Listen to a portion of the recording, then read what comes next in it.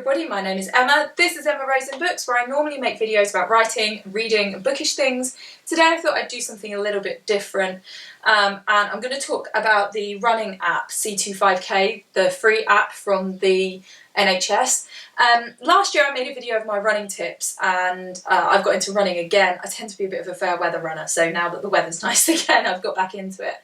And this year I used the C25K app and I was so impressed. I really wanted to make a video about why I like it so much, really.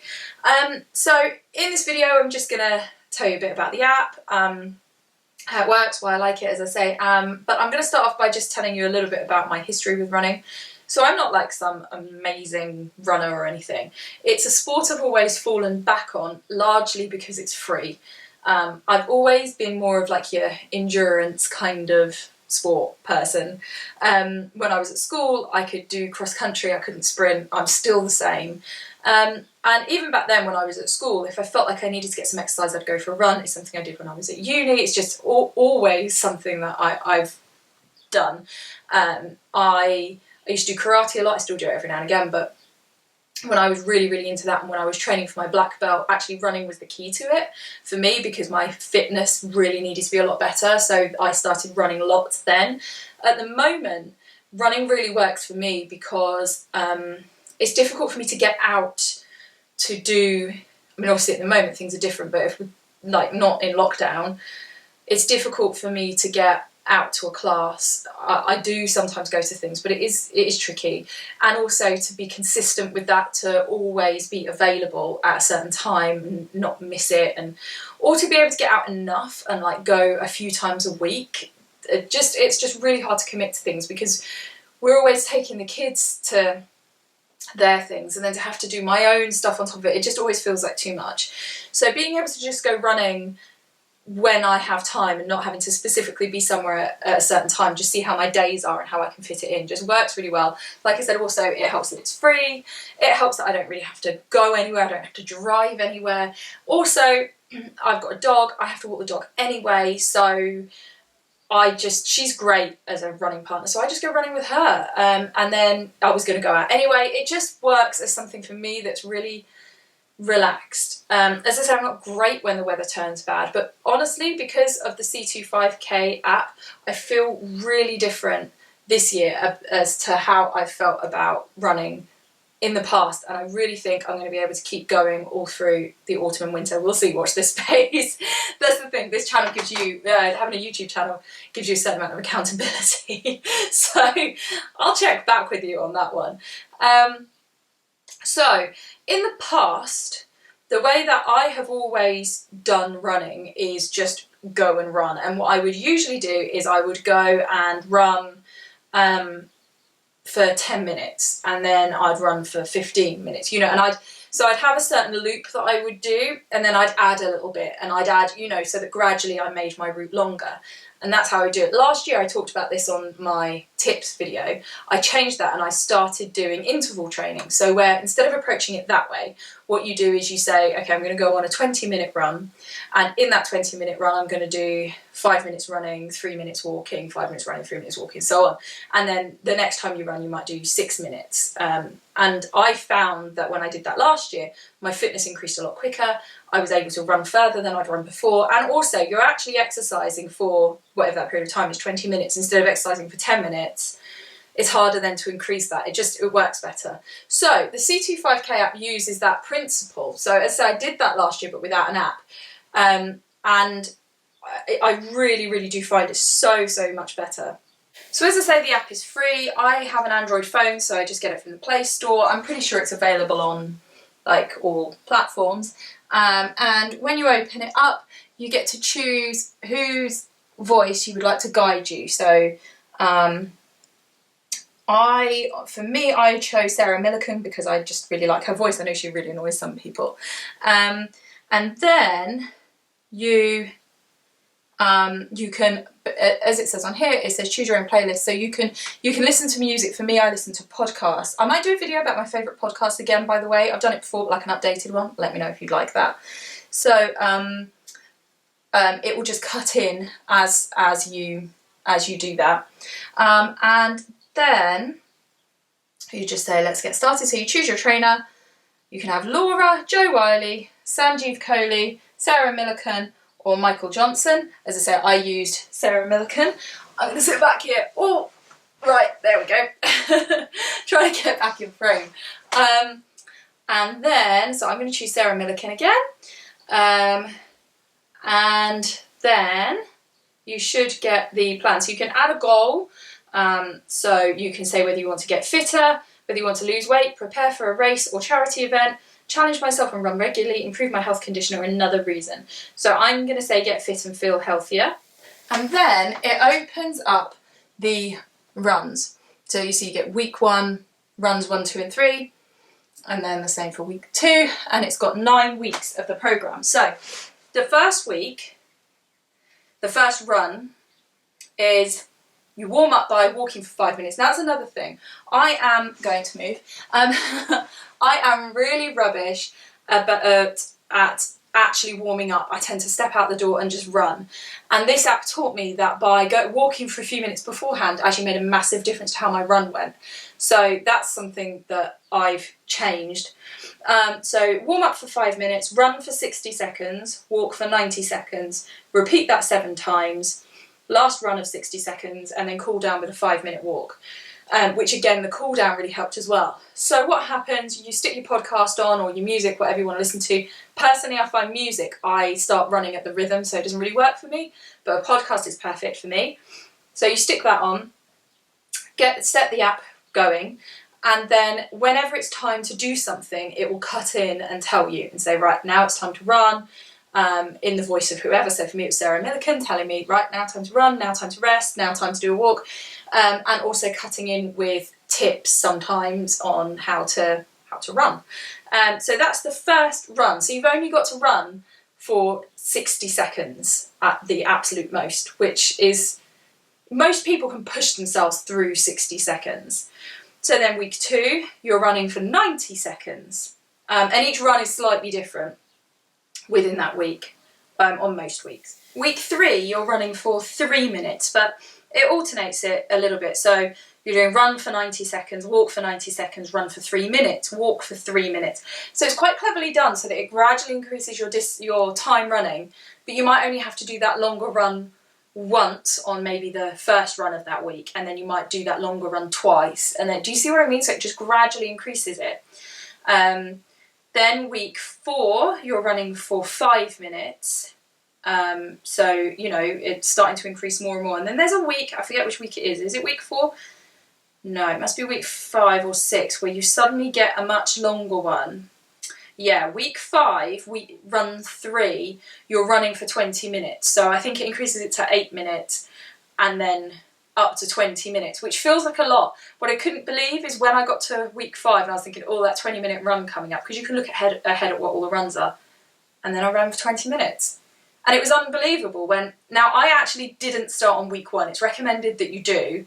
I didn't because I've run before, because I knew I could run for longer than 60 seconds. I started on week 3, so I was doing the 3-minute runs.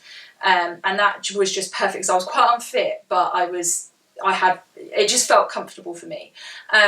So I'd only been running for a couple of weeks actually, for like 2 weeks, and did that 20-minute run and just did it.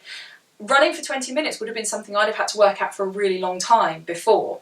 So you do that 20-minute run, and then you're back to doing some interval training in week 6. And then you get up to running for 25 minutes, and then 28 minutes, and then the last week is 30 minutes. Now in theory you're not actually running 5k. I was probably running about 4 in that time. It takes me about between sort of 35 and 38 minutes to run 5k. But the point is you get that endurance going. And to me it was unbelievable. When I reached the end of it, I was on week 9, so I'd been running for 7 weeks, I guess, that I could run for 30 minutes. And in the past, I would have still been having to stop, or it just would have taken me so much longer. It totally blew me away at how cleverly it's designed to just increase your fitness. And every run you might look at it and think, oh God, I've got to do like a 5-minute run on this one. And then you do it, and it's okay. It helps that you've got whoever it is that you choose as your trainer in your ear every now and again saying, right, you're halfway through, or okay, you've got 1 minute left, or keep going, you can do this. I know it might be feeling tough right now, but you know, you've only got so much time left, you can do this, or you've run for this amount of time before, or whatever it is, all these encouraging things, so that just as you're flagging or wondering, oh God, how long have I been running for, you get the person telling you in your ear, you know, it's okay and here's where you're at. And so personally, I managed to do every single run, just do the next run, you know, doing run 1, run 2, run 3 and so on. But it's also designed so that if you did one of the runs and you didn't get on with it, you can just do that one again. So, you know, let's say it's the first time you run for 8 minutes and you tried to do it and you just couldn't do it and you walked a little bit, then you can just say, okay, well, I'm just going to choose that run again. And at any time you could go back and say, no, actually, I'm going to do this week's runs again, or I don't feel ready for this week, I'm going to actually repeat last week again. So it doesn't have to take you 9 weeks. It can take you longer if your fitness isn't there, or, you know, you just, everybody's different. And so I really like that as well, that you can just take your time if you want to, and build up to it, because the last few weeks ones are quite tricky. But yeah, personally, I just found that every run I did, I was ready for, and I just couldn't believe it. And I would say that the keys to that were the fact that it was interval training, the actual way that those intervals were designed, instead of what I would normally do, which is just go, oh, today I'm going to do like 5 on, 3 off, or, you know, something like that, that it was thought out. So it would be, you know, 5 on, 3 off, and then 8 on, and then, do you know what, like it was different. And the warm-ups and warm-downs made a difference to me, and actually having somebody talking me through the run instead of me doing it by myself. And it is, to me, motivating, even though the person's not actually there, although I don't imagine Sarah Millican will ever watch this video, but if you do, I feel like you were there with me. But that you've just got somebody saying, come on, it's 1 more minute, you can do it. And just having that, instead of going, oh, sod it, I'll just stop, or whatever, you know, it's just really, I found it really motivating. It was really seamless how it would go between the trainer and whatever I was listening to. I didn't have to worry about it, it just cut in and out, no problem. And yeah, I finished the programme, and then I was a bit like, oh, what do I do next? Because I don't know if I can run without Sarah telling me what to do. So I downloaded another app, which I reviewed in my one last year, which is RunKeeper. So I've gone back to that one, because RunKeeper is one where it tracks where you're running. So you get your little map, it tells you your elevation, your pace, and it also, that one is another one where it will cut in your headphones, and it tells you every 5 minutes and tells you how far you've run, and how fast you're going, and all of that stuff, which is handy because I don't want to have to look at my phone, you know, to keep track of it. So to me, that's an essential, having it in my headphones. But I have added, from doing the Couch to 5K thing, that I always start off with a walk and stop with a walk. And I know that probably sounds like total common sense, but that's not what I did. And now, from having done the Couch to 5K, I feel like it's also given me that motivation that I know I can run further, I know I can run longer, I just have to keep at it and keep pushing myself, and that I can do it because I've come this far.